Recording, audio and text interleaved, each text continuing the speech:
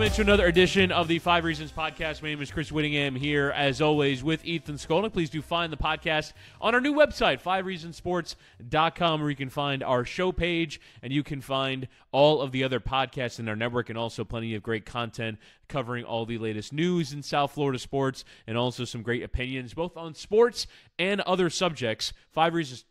FiveReasonsports.com is where you check that out. But as we now enter what is really, I would say probably now the most important, it sort of always has been, but we didn't know if a playoff game might lessen the importance of it. It is the day of Dwyane Wade's final game in the NBA regular season, and we wanted to discuss it. And for me, the overriding emotions of this are really starting to hit home now, because we've now seen Dwyane Wade play in all these games that have importance, right, towards trying to get into the postseason, towards trying to achieve a goal for the team. And now that it really is about Dwyane Wade, you've seen in the last couple of home games, in my opinion, this turn towards this emotion and towards everything that this season was supposed to represent in a way that I don't think it really has come to a fore until now. So I guess I'm going to ask you to perhaps bite off more than you can chew here, Ethan, and just sort of saying, what is your overriding feeling, emotion, thought? We've had a long time to process this. You've written a lot about this, whether it's for MiamiHeatBeat.com or for FiveReasonsports.com. But now that it's coming towards the end here, what are you feeling? What are you thinking going into this final day? And what do you think it's going to be? Well, I think it feels right, that he's here. And, we forget that almost didn't happen, and that he could have finished his career in Chicago. He could have finished it in Cleveland. He could have gone to Los Angeles with LeBron. And there are very few players that get to finish where they should finish. Patrick Ewing did not finish where he should finish. Allen Iverson sort of did. He came back to Philadelphia, but there were some stops in between and some ugliness that Dwyane didn't encounter to quite that degree. It's just not typical that a player can come back from somewhere else or stay his entire career in one place and end up being effective at the end of his career, where people don't want him to leave, not just because they're going to miss him personally, but because he's still an effective basketball player. And he's been an effective basketball player. In April, their on-off numbers when it comes to Dwyane Wade are ridiculous. I mean, they've been pathetic with him off the floor. And so he's been an important player for them this season. He's gotten stronger in some ways as the year has gone on. And so he's given Heat fans the glimpse that they wanted. Is he 2008, 2009 Dwyane? Is he 2006 Finals Dwyane? No. Okay, that player is long gone. That player was gone by the time we got halfway through the Big Three.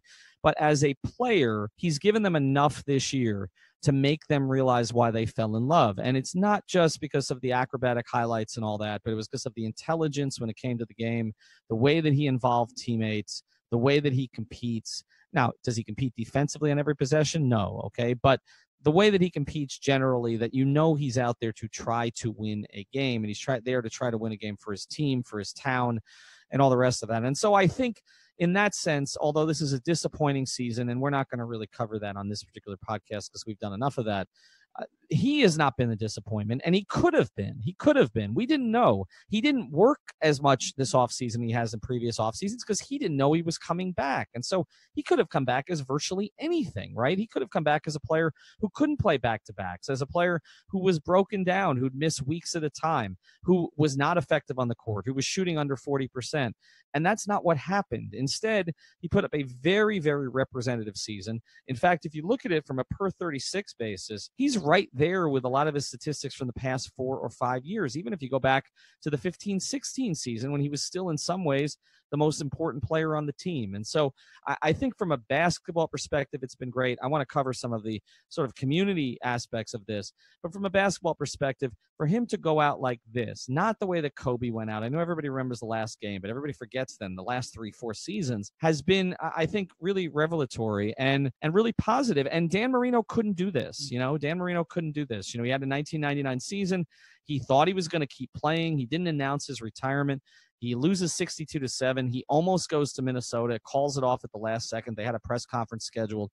I just think it's great that although Dan played his whole career here and Dwyane did not, I think Dwyane has had the better ending just by the nature of the fact that he ended on his terms, and so few guys get to do that. Yeah, and the Marino thing for me is fascinating on the overarching level, and maybe we'll have to do one day the comparing Marino to Wade thing, which now is going to almost start to feel like a Marino Montana hacky sports radio debate. But I haven't really thought about it in earnest in terms of comparing the two. Obviously, the championships would feel like the overway, but in terms of community significance and all of that. But Ethan, you've covered, and this is one of the things that you've talked a lot about. But I kind of want you, I want to get you to sort of a place where you can really look back at the whole duration of his tenure here and sort of view it through the prism of you've covered it from start to finish. And it has been, one of the few player careers that have been, sort of this significance that you feel like you've gotten to see the whole duration of it, beginning to end. So can you sort of take the listeners on the journey of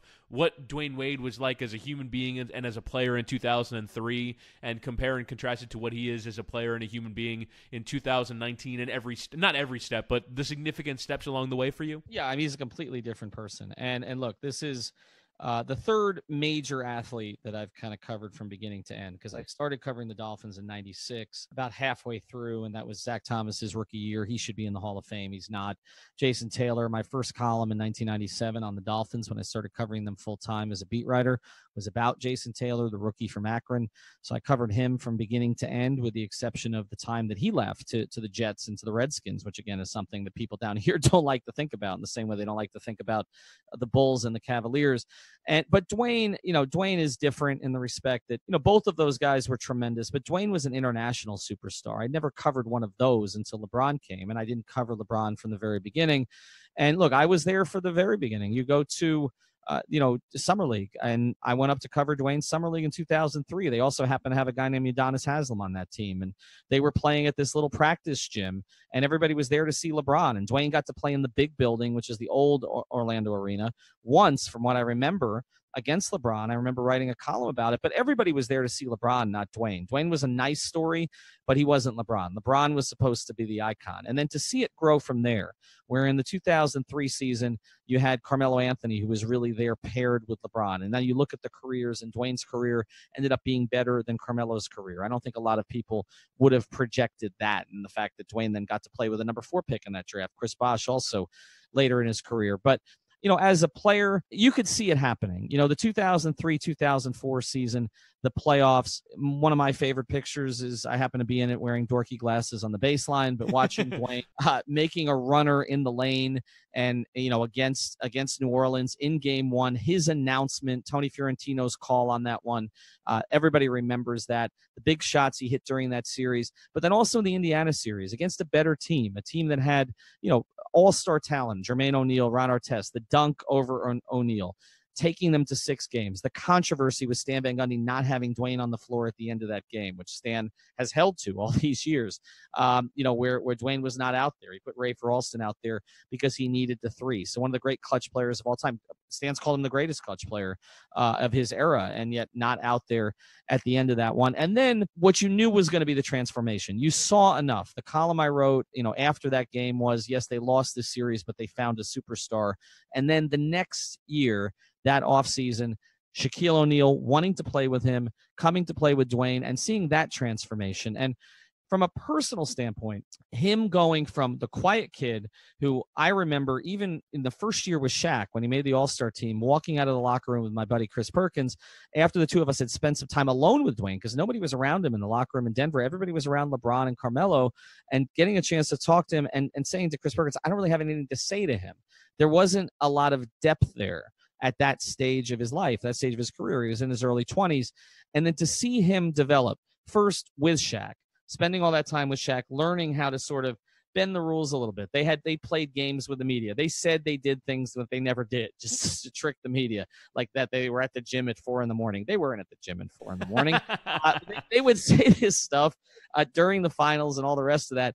But then seeing that, and then obviously the 2006 finals carrying that team after really he should have won a championship or at least gotten to the finals the year before against San Antonio. And where they should have beaten Detroit if he doesn't pull the rib cage muscle in game 5 and all of that. And so what you saw there was Dwyane going from quiet kid to somebody who had a little bit of arrogance actually during the Shaq tenure, and then kind of got beaten down somewhat after it, and then asking for help, bringing in LeBron, being completely selfless in that regard, sharing the stage with LeBron, sharing the podium with LeBron. I always go back to the first press conference they had. They actually had it at the Hex Center at if you recall, and they set the three of them up, Bosh and LeBron and Dwyane, but they put Dwyane in the middle and they gave him the mic.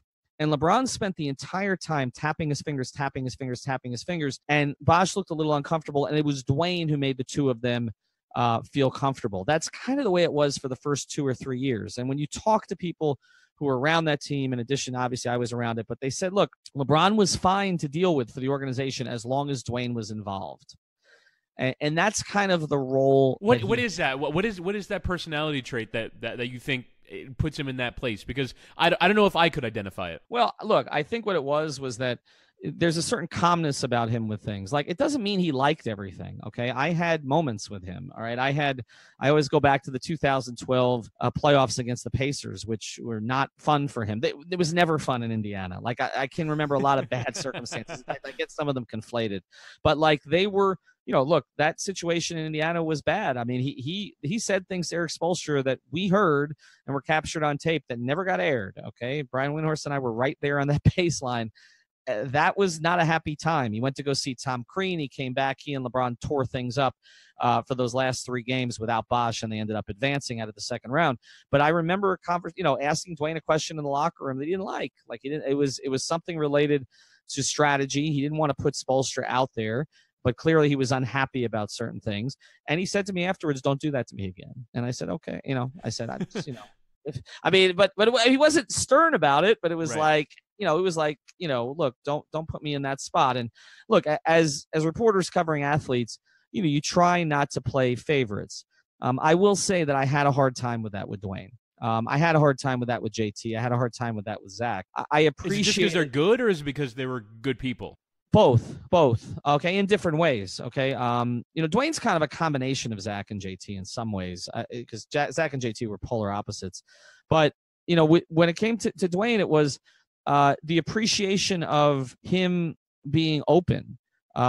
He wasn't always perfect in the way he presented himself to the media, particularly at first. He got better at that. I don't think his public speaking, he was that comfortable with it at first, but he got better at it. But he was always open.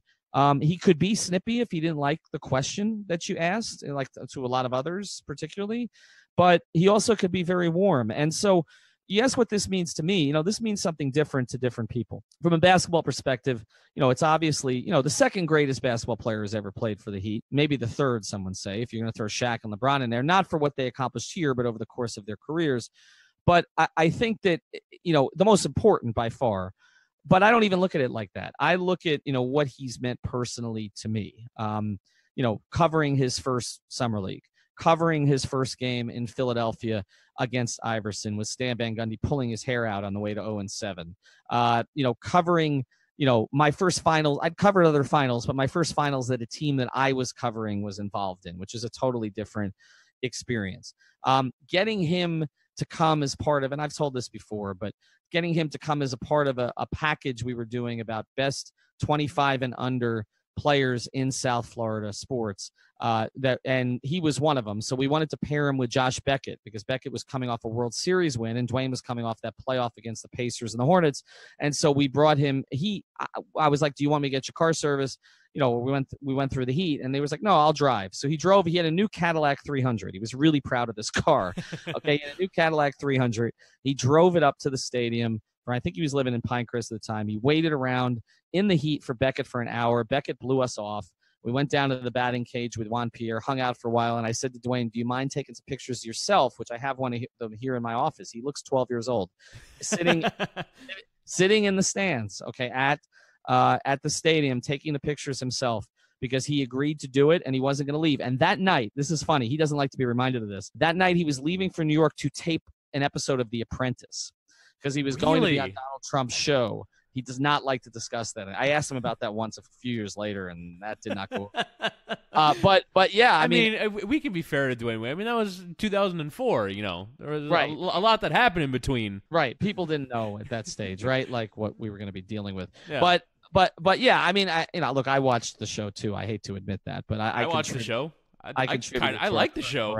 Yeah, I don't admit that publicly, but yeah. So anyway, so he, we had that, and then other circumstances, through the years. I wasn't around the team quite as much 2007 through 2009. I came back 2010 full-time Big Three. And what he did for me, I don't know that he ever went to anybody behind the scenes and did this. He probably did not. But I do know the fact that I had rapport with Dwyane helped me with LeBron and with Bosh in terms of developing rapport with them.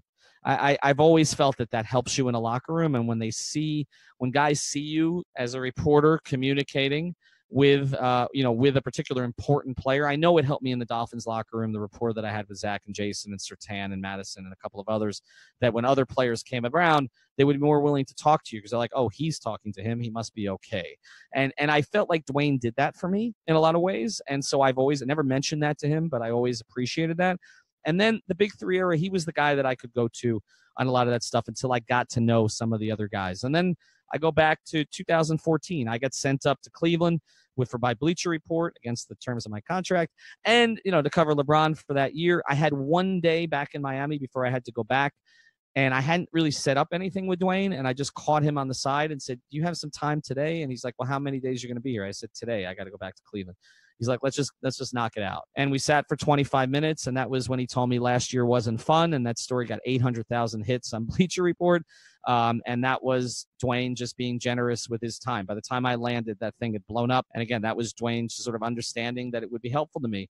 And then, the first radio show before you came in there when I was with Israel, and we were on 790 The Ticket, and it was our first show. And so we asked, could Dwyane come on? And he was on his way to an event, called us from the car to do 15 minutes with us because he wanted to be on our first show because he had developed relationships with both of us.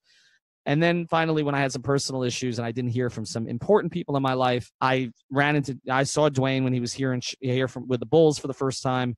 And, he had gotten wind that things were getting difficult for me. And about 5 or 6 days later, he sent me a DM just to make sure that everything was cool and to share some of his own experience. And so that is the sort of thing. That is why this is difficult for me to just look at this as basketball. It's never been that way in terms of what he's symbolized. And the final thing here, Chris, is what he did. Forget me. What he did for this community after coming back with Parkland. And I don't think that you can ever really sort of fully encapsulate what that meant, that he was here at this time. He's the only athlete that would have had that kind of significance at that place, at that moment, after the shootings, that he was able to, go up there that day. I got wind of it. And so I did send him a message, I did send him a message that morning saying, hey, I heard you were going up there. I don't know if you want it publicized or not. I do think it's a cool thing that you're doing. And he sent a message. He didn't really answer the question about publicizing it, but he said, yeah, I just thought it needed to be done. Hopefully it goes well, or something to that effect. And he goes up there. And if you remember that day, the education secretary, Betsy DeVos, was up there. And if you watched what was going on Twitter, the kids at that school were offended by her visit. They felt that she didn't take the time to listen to them. She was just there for a photo op. She did what government officials do, but she's a particularly virulent strain of government official, and she did not care about their concerns. And then Dwyane comes the same day, and look at the photos of that. And if you want to know what Dwyane Wade has meant to this community, just look back at those. Look at the kids. Look at the kids in the cafeteria. Look at them lining up to take pictures of them. Look at the smiles on their faces. Look at his engagement.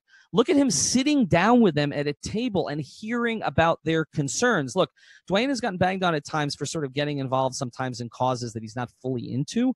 He was fully into that. He believed in that. And then you look at what he did this past week, at the Gay Pride Festival, and, how engaged he was in that, and to put something on social media. And he's a credit to the community in a way that I don't know that any other athlete could sort of match here. Alonzo Mourning has done amazing work in this market. Dan Marino has done amazing work in this market. A lot of other athletes have done incredible stuff. But to me, it's Dwyane's ability to connect, to feel less than larger than life at the same time as he is, that separates him from everybody else. And the other thing that separates him, Chris, is he wasn't perfect. He fall down 7 times, get up 8. And the fact that his career has had these ebbs and flows, these arcs, the leaving, the struggles during the Big Three era, the picture that I always remember that's sitting right here in my office that I took right afterwards was him on after everybody else was gone, out on the court doing snow angels, okay, in red confetti and basically flower confetti in the middle of the floor. That joy, that release of everything that he had to fight through to get to that point. Was he elite anymore? Maybe not. Maybe not at that stage, okay? Maybe, the fact that Greg Popovich decided to guard him with a center, okay, in a game that he ended up scoring 32 points is indicative of that. But he gave what he had to that group, to that team, to this city. And so some of it has felt contrived. Some of it has felt staged. It happens. He's got marketing people and all the rest of that. But at his core, Dwyane Wade has gone from a shy kid to somebody who had a little bit of arrogance during the Shaq era to somebody who I think has been humbled, but also knows who he is, knows how important he is, knows what he means to this city. And to me, that is why this is worth celebrating. We'll get back to our episode here in a second, but first I want to tell you about a great new sponsor of the 5 Reasons Sports Network, and that is ShipYourCarNow.com. These guys can move any car, boat, RV, motorcycle, or equipment anywhere you need worldwide. You have a business and need to ship freight or machinery? Call them. College moves, new car, used car, buying the toy you've looked at for a while?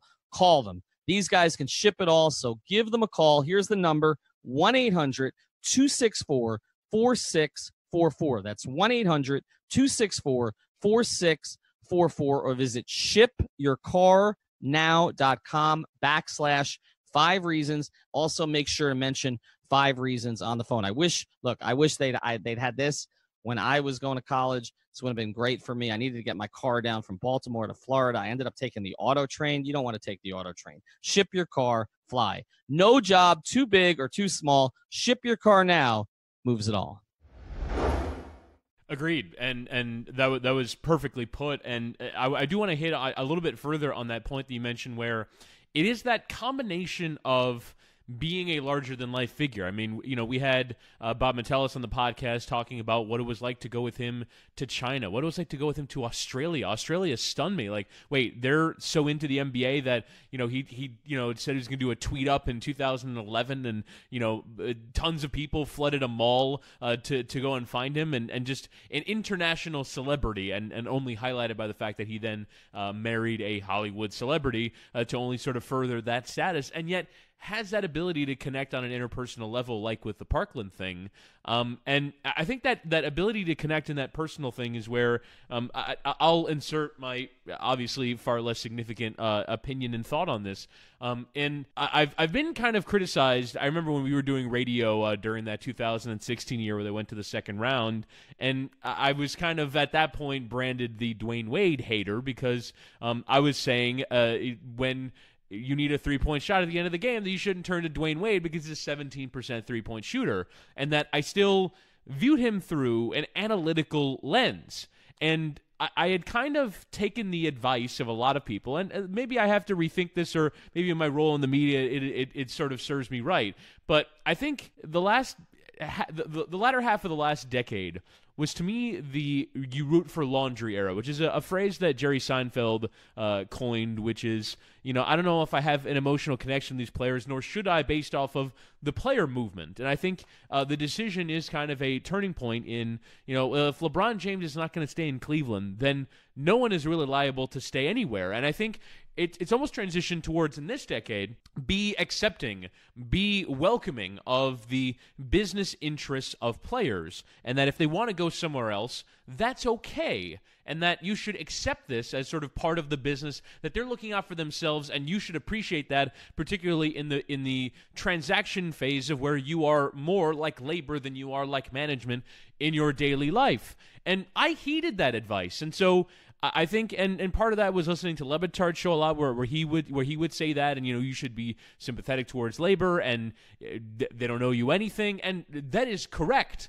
But at the same time, it does sort of lessen that ability to really connect on an emotional level, like the Parkland thing can. There is value to a player staying in one city for the entire duration of his career, because Dirk Nowitzki in Dallas can do so many things beyond what any Dallas Cowboy, what even a player like Tony Romo, right, who, is the Cowboys quarterback for a while, but because other things happened, it wasn't quite the same. And so that figure of being there the whole time and having that emotional connection is so important for so many people, and yet for me, it never really happened. And I've been trying to figure out for the last few months why. And I've come up with this, which is that I've always, I've been a massive sports fan my entire life, and I love the analysis of it. I love the talk. I loved ESPN as a kid, and I love listening to Le Batard show even as a teenager, and reading You, and like I would go to my barbershop, and the Sun Sentinel would be there, and I'd read it, cover to cover while waiting for a haircut. Like I've been a dork about this for a while, but that dorkitude didn't really lead me towards emotionally connecting with the players. It led me towards trying to figure out the best way to analyze it, which is at least in part why I now do this. And I think the casualty of that, and the casualty of, think of your team as laundry, don't get emotionally connected to the players, if you actually heed that advice, is that you don't. And you miss out on so much. You miss out on what a player can mean to a community and to a group of people, because it is undeniable. As you just said with that Parkland thing, kids in that school watch Dwyane Wade win championships on a basketball team. In the grand scheme of things, particularly in comparison to what they were dealing with, that's not any kind of important. But at the same time, because of their emotion that they devoted towards those big three teams, and they devoted towards Dwyane Wade being a figure in this market, that meant something to them. And so I do think mine is a cautionary tale in some ways of, what? If you want to really live and die with the movement of basketball players, you're going to get some emotional joy out of it. It's going to present some value. Now, on the reverse end, don't burn people's jerseys. That's not a nice thing to do, but at the same time, you can invest on that level and really believe that a player is representing you, even in something so stupid as playing basketball. So that's what I've been kind of taking from it, and it has made me, I think a couple of things from the season have made me sort of reconsider the way that I viewed sports, and I think this is one of them, and the other was Justice Winslow's comments about mental health and how criticism particularly got to him, but that's not something we'll discuss here. But I do think it made me reconsider a lot of what I feel towards sports, which is really not a lot of anything except for I root for the players that help my team win because I like the joy of my team winning. But that stuff on the periphery, like when Dwyane Wade leaves, I'm not as crestfallen, but maybe that's a bad thing. I don't know if that made any sense, but that's kind of how I've processed this thing. We'll get back to today's episode in a second, but first I want to tell you about one of our new sponsors here in the 5 Reasons Sports Network, and that is the attorneys at Seltzer Mayberg. Find them at onecalllegal.com. That's O-N-E, calllegal.com, or actually call 855 5000 Law LAW. They handle cases including but not limited to car accidents, slip and falls, and any personal injury matters. Additionally, if you mention 5 Reasons, they will handle your traffic ticket for $44.99 with a new 15,000 square foot office opening on I-95 in North Miami. They will handle cases all over South Florida. Call now with 24/7 service for a free consultation. OneCallLegal.com or 855 5000 Law. The attorneys at Seltzer Mayberg, a proud sponsor of the 5 Reasons Sports Network. Yeah, it does. It does make sense. And I understand that. And I'm not typically emotional about these things anymore either. I mean, I have fallen out of love with 2 sports that were my 2 primary sports when I was growing up, which was baseball and hockey. I mean, I grew up in Long Island, and I played Stratomatic and APBA. And I mean, I was a baseball junkie. I knew the stats of every player on every team. I mean, now I couldn't name more than 4 on most teams. And that's just what's happened over the years. I don't sit through entire baseball games anymore unless I'm out there covering them. Hockey, obviously, the fact that the team hasn't been very good here and there's not the interest level that there was when I was in Long Island has dampened that for me quite a bit. And so I've turned to the 2 sports that people here care the most about, which are basketball and football. Football, I never really had any allegiance to. When I was a kid, I rooted for the Jets and the Giants because I was in New York and had a Ken O'Brien jersey. I know that I don't like to admit that. I had a John Starks jersey too, by the way. And I think that's still in a closet somewhere. But the O'Brien jersey was because I was trying to convince people he was better than Marino. That was among my worst arguments, coming out of the gate. But look, you know, so my emotional attachment to sports is not there anymore. I mean, we're taping this right now. I don't know if I'm going to watch the national championship or game or not. I might, just for the curiosity of it, but I don't really care that much if Virginia wins, if Texas Tech wins. I don't watch ESPN anymore. Part of that is because the way that it's changed. Okay. But unless, you know, I catch Dan's show on TV, I'm probably not staying with it. So I don't have that emotional attachment. I think I have an emotional attachment here because, again, Dwyane transcended basketball for so many people, and because he really covered, you know, my professional life down here to a large degree, you know, 2003 to 2019 and all the changes that I underwent. And there was still Dwyane. I mean, I tweeted this the other night. I was at my 25-year college reunion this past weekend. And I remembered that at my 10-year college reunion, I was trying to find the Heat game on a television. You couldn't just stream it those days, which is what I ended up doing the other night from my hotel room. So I was trying to find it. I went to Charles Village Pub and, you know, in Charles Village in Baltimore to watch, you know, I had my friends there, 10-year reunion. And there I am trying to watch Dwyane play. I think it was game 5 against the Hornets of that first round series. I mean, and then 15 years later, I mean, none of us have hair anymore. Like, we're all back. and you know, Dwyane has more hair suddenly than he had recently, which I don't know how the hell that happened. But, and we're trying to find, you know, a 25-year. Are you suggesting chicanery with his hair? Well, it could be 20, you know, our 25-year reunion. And I'm, again, you know, the night before, you know, most of us got together on Saturday, but on Friday night, I was trying to find the game. I mean, that's just, you know, that's how long this has gone. And I think, again, I think what makes him so human to people here is that it was not a straight line. It was not a straight line. LeBron has been, over his career, pretty much a straight line. Like, obviously there's a dip this season. He still averaged like 27, 7, and 7. But for Dwyane, you know, it was not perfect. Okay. He was a superstar in his 3rd season. Okay. Maybe in his second season. Right. So, and then, you know, he has the greatest finals performance that I've ever seen, one of the greatest of all time. Man, I got to see all 6 games up close. Okay. And I got to be in the visiting locker room in Dallas. And when, you know, Jason Williams was spraying, everybody screaming, "I'm not a cancer." And Alonzo Mourning was speaking at the podium for 25 minutes, answer one question. And, you know, Shaq was Shaq and Dwyane was Dwyane, and Antoine Walker was starting his drinking, and, you know, all the rest of this stuff.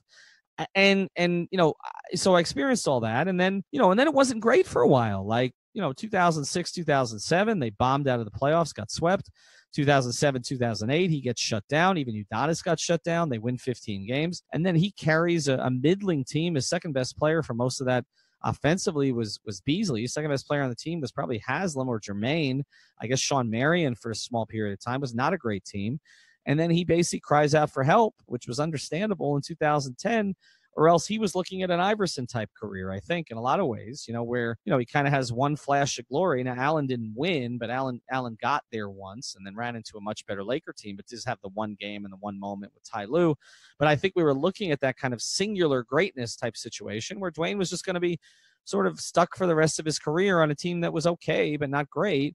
And then he brings in the other guys, and then, like I said, then he moves aside. He gave up his town. And this is something I wanted to hit on with you, and I've been thinking about this too a lot, which is I think that Dwyane Wade is the lost best player on a championship team in NBA history. Now, he was the best player on a championship team in 06 and won a championship, but that was his 3rd season in the league. That season, he averaged 27 points a game, nearly a block per game, 7 assists, 6 rebounds, and shot 49.5% from the floor. This was a damn good, one of the 5 best players, and Bill Simmons has been doing a thing on his podcast recently, which is reading back some of his old columns, and one of the things he wrote in 07, or 06 or 07 after that championship, I can't wait to see what this era of Wade leading a team, Carmelo leading a team, and LeBron leading a team is going to look like.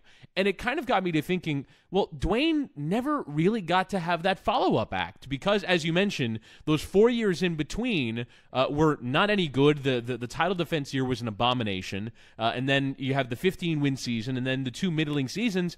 He never got paired with the complementary star, the Pau Gasol to latter-end Kobe Bryant. Even, hell, if it was, like honestly, I would love for the thought experiment of if no LeBron, it was just Wade and Bosh and some filler, what that team in the East would have looked like, because we never really got to see what Dwyane Wade leading a championship caliber team again after '06, and going against LeBron in the East would have looked like. And that's why some people were disappointed that they joined together, because that was supposed to kind of be the rivalry of the next 10 years, and it never happened. Is that just sort of a matter of happenstance, or do you think that maybe this is something that when we look back on Dwyane Wade's career, it's going to be, why wasn't he ever the best player on a championship contending team ever again after '06? Well, I think that, look, first thing, it's really hard, right? Like, sure. I mean, very few players have won multiple championships as the best player. And I mean, in this era, I mean, post Jordan, you're really talking about Shaq. It's hard to say even Kobe. I mean, Kobe won.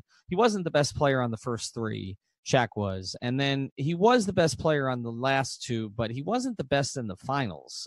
Gasol was, actually. Others were. I mean, people forget that. But yeah, I mean, Kobe was the lead guy.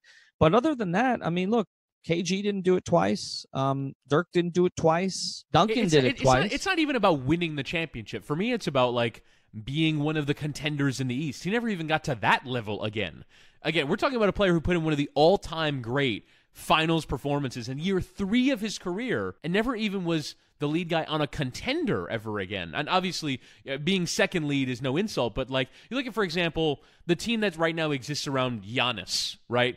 They might not win the championship, but they're going to win. The team that exists around Kawhi Leonard, the team that exists around Nikola Jokic and Damian Lillard that are top seeds in the Western Conference, that just never happened for him. It is a bit weird, because you would have said after the '06 season, this guy is on his way to being one of the 3 best players in the league every year for the next 10 years and is going to have his own team and is going to dominate one half of the league. And that just never happened. And I'm surprised that it didn't. Well, I think you have to look again, circumstances. Sure. He was with an old team in 05, 06. I mean, I would say a cranky team, right? So once Shaq began to break and didn't want to be here anymore, and you had Walker, you had Posey. You didn't have Jason Williams. I mean, it was not a team that was built for long-term success. It was basically Pat saw and took a shortcut, which, again, I didn't like at the time, but he was right, and they won. And so, but that team was never built personality-wise. Like, just it was not built to last. I mean, it barely made it to where it got. Like, it should have broken. Okay, I mean, basically they broke Stan, and then when Pat came in, and then they were still screaming at each other. Gary, Peyton, and Dwyane were screaming at each other in Game 4 up in Chicago, and it went to 2-2 in the first round. Okay, like it was. That was not built for success long term. And then falls apart the next year, and then totally bottoms out. And then they bottomed out to get Derrick Rose, basically, and they didn't get him. And I guess they could have had Westbrook. I mean, if they get Westbrook, does it change? Do you end up in a situation where Dwayne's playing with Westbrook at a high level for the next 5, 6, 7 years? Possibly. But also, Dwyane began to break also. His knees were not what they were before. If you go back to that first playoff run with LeBron in 2010, 2011, Dwyane didn't play well against Chicago, but if you look at the totality of the playoffs, including the first round series and the series against Dallas, he was the best player on the team during the postseason. Just look statistically at it. And again, what he did in the 2011 finals. So he was still elite, but it started to crack a little bit. There was a run in 2012, 2013, the 27-game winning streak, where I believe he played 25 of the 27 games during the streak. I think Mike Miller filled in for him the other 2 games. But Dwyane's numbers during the streak were tremendous. Like, he was Dwyane again. And that was pretty much the last time he was Dwyane, like that Dwyane. Okay, was that because he never really was the next year. He was in and out of the lineup. He was being replaced by Tony Douglas. And then, the year after was adjusting to life without LeBron. Didn't go particularly well. Then Bosh gets sick. So they started to build some chemistry. But even in 2015-16, I covered that team, and Dwyane was not supposed to be the best player on that team. That team was built around Bosh. The plan there was, we're going to play through Chris. And then Chris got sick. And then it was, okay, we're going to put Luol Deng at the 4, and, we got this Whiteside guy, and, okay, Dwyane is back on you again. And that's kind of what happened there. And then you remember the series against Charlotte and Purple Shirt Guy and getting to the second round. But that was as far as that thing was going to go without Bosh, and then with Whiteside getting hurt in that series also. So I just think it's circumstantial. I don't, I think you have to have a lot of luck, and I don't think they had it. They also were not in position to draft high to bring in the next star. Pat doesn't believe in the draft. They didn't bring in any premium free agents when Dwyane was the best player on the team. They did the Sean Marion thing. He wasn't what he was before. They brought in Jermaine O'Neal. He wasn't what he was before. So, I mean, who was he playing with, right? Until they got LeBron and Bosh.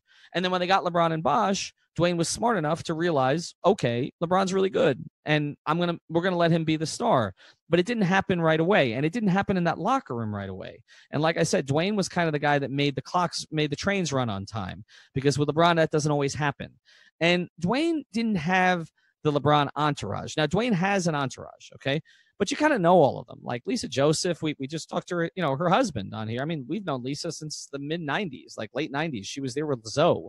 The rest of the crew, I mean, they're not particularly high maintenance. LeBron's crew was a little bit more high maintenance. And so I just think there's a comfort level with the organization with Dwyane. And that's why I think that what happened in 15 and 16 in the summers was so distressing, because Dwyane hadn't really made himself a problem consistently for them.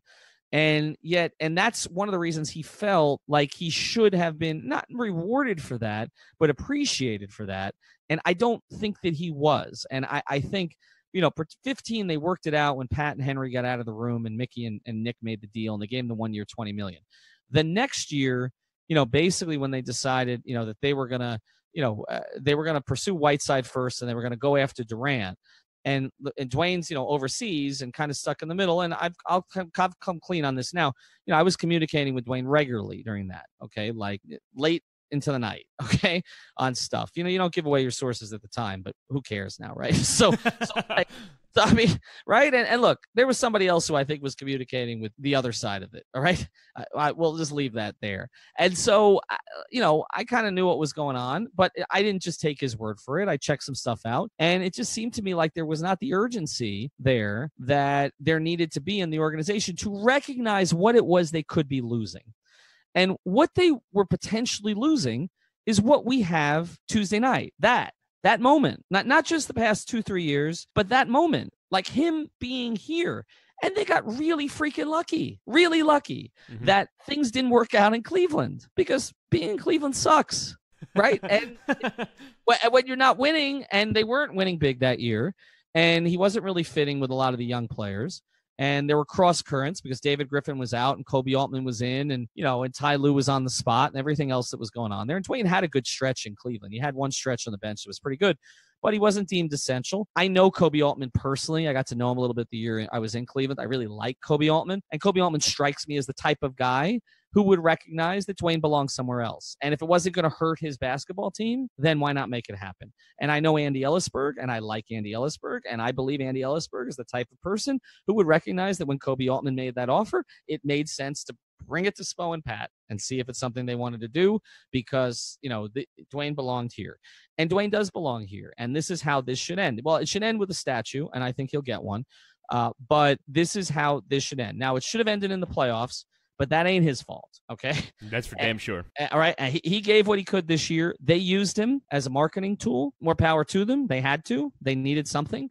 But everybody else didn't take care of their jobs this year, most of the people. And so this is not ending as it should.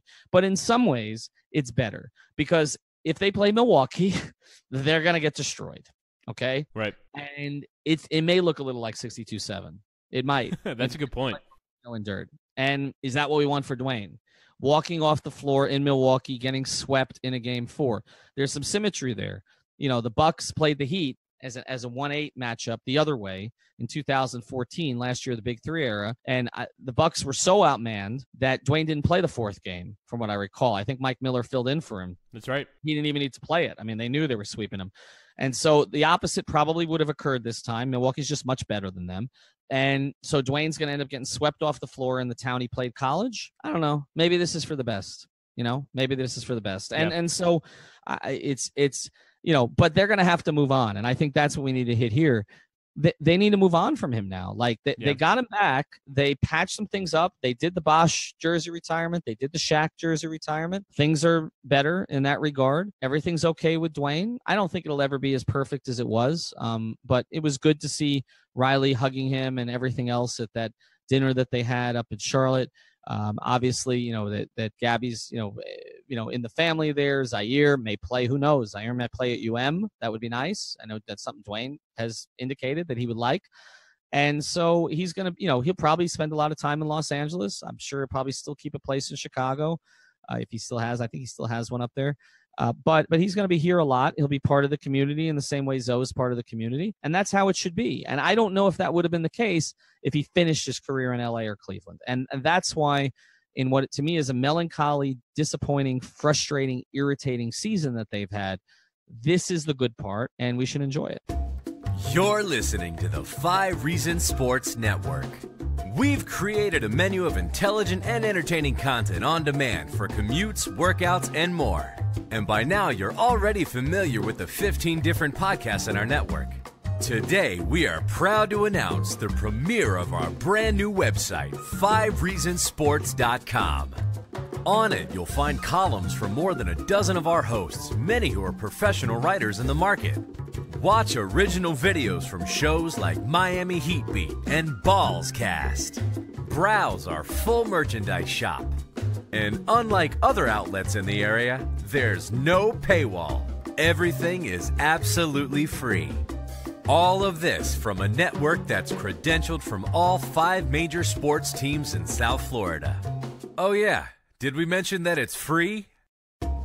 We're by Miami for Miami. We're sports on your schedule. We're Miami Sports on Demand. We're the 5 Reasons Sports Network. Go to 5reasonsports.com today.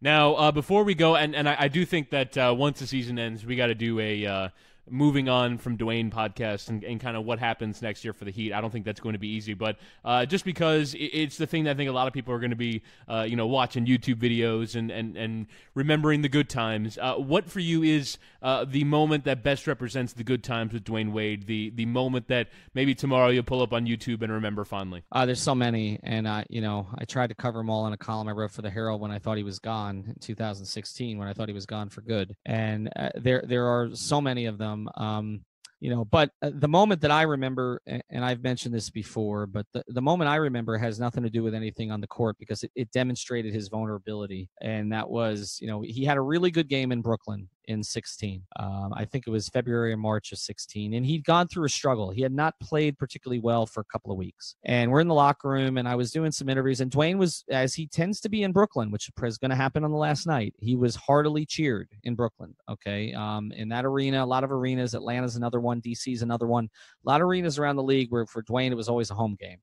Brooklyn tend to be one of those. And I was talking to Bosch about it. I was talking to Dwyane about it in the group. And then I was kind of ready to go. I was on a bit of a deadline because I was working at the Herald at the time. They still have those stupid newspaper deadlines.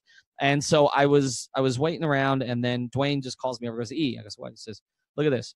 And he pulls out his phone and he goes, take a look at this. I said, who's he from? He says, Zaire. And I said, okay, what's that? He goes, he texted me the night before the game and then after. And he showed me the text. I said, do you mind if I use these? Because I wasn't going to post anywhere. He says, no, you can use them. It's fine. So I said, I'll take a picture of him. And I didn't really even look at him until I got back to the press room because I was going to put him on Instagram because he had given me approval to do it. And I thought maybe I'd write up a short story on it. And basically the texts were Zaire telling him he was still good, that he was still Dwyane Wade, that just do your thing. Don't worry about anybody else. Shut up. Can I read them? Read them. I found them on, and I feel like instead of you watching a YouTube video, I'm just going to send you a link to your own story. But here they are from your piece in 2016. Hey, man, you won't get this message until after the game, but I want to say something. These last few away games I've been watching to see if I can help you with anything. In the game you struggled, of course, you shot bad from the field. The games you played good, you got to the bucket. Last night versus the Bulls, I thought was your best game of the season when you were attacking the rim that causes defenses to suck in and opens up and ones for you. Wide open trays for your teammates, etc. All I'm saying is stay on attack mode, big dog. When you attack, they will play you with a little extra room, so that's when you use that killer instinct and shoot your mid-range. And stop being so hard on yourself. Most important, play for a passion. It seems you're playing like someone is making you. Now go out there and play like it's your last game of the season and give it your all and trust your teammates. That's really cool. I think he had 27 that night, from what I recall. He now I have to look up his game logs. How much research do you want me to do here? Do a little more. I think so. It was. I believe it was mid to high. It was late January, so it was January 26th is the date line on the story, so I'm going to try and look it up here. January 26th at Brooklyn, Dwyane Wade went 11 for 22, had 27 points. Wow, you remember that exactly. Ada says this is in a run of great games for him as well.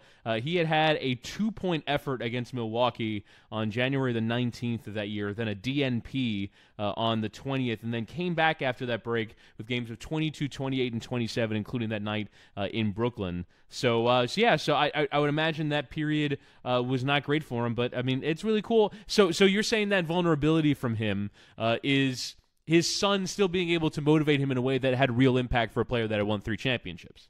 Yeah, I mean, somebody who had done everything that he had done and still needed that kind of reinsurance and could get it in that way and convert it in that way. And just the fact that he needed it. And I think that shows you, like, the greatest athletes need that. I mean, LeBron needs it. Shaq needs it. I've had interactions with them that indicated, and I don't think fans recognize that. I don't think they understand. Like, they think, oh, he's Dwyane Wade. Like, he'll just figure it out. It was not easy for Dwyane Wade to figure a lot of things out. I mean, Dwyane Wade was washed in 2013-14, remember? He was washed. Like, that was the word. Wade washed. That was the hashtag. I mean, he saw those hashtags. He knew what they were, okay? He didn't even like the phrase I used to call, I used to use vintage Wade, and he didn't like it because it indicated he was old. He didn't like that. It indicated that he was no longer the player that he was. Right. So, a combination of pride and insecurity, right? Like both at the same time. And for somebody like that to have that, you're talking about, that was 10 years that when his son sent him those texts, that was roughly 10 years after he had one of the greatest finals performances in history. And he needed his son to tell him, be on attack mode. You can still do this. Shut out the noise.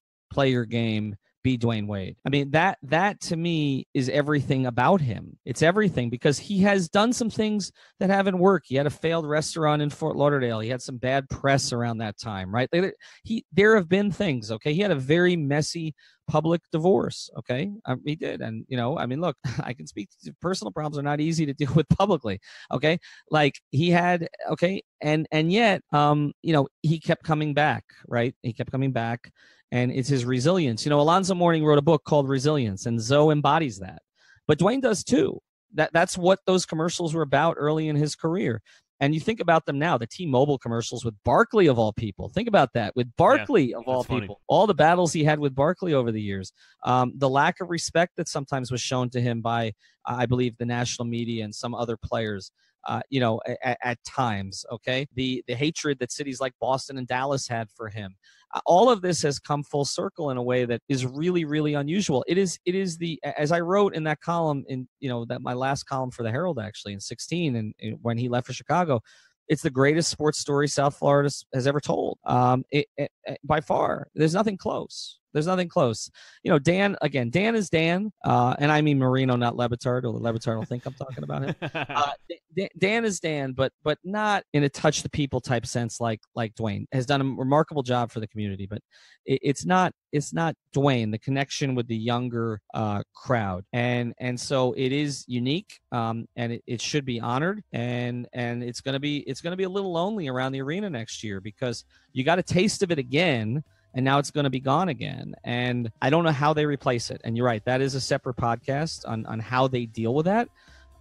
They kind of lucked into 30-11 the last time around. And so it built a little bit of momentum. But if you go back to the first half of that season without Dwyane, that was a tough place to be, that arena, when they were 11-30, trying to replace Dwyane with Tyler Johnson and Deion Waiters. Like, that was tough. I don't know how they do it next season.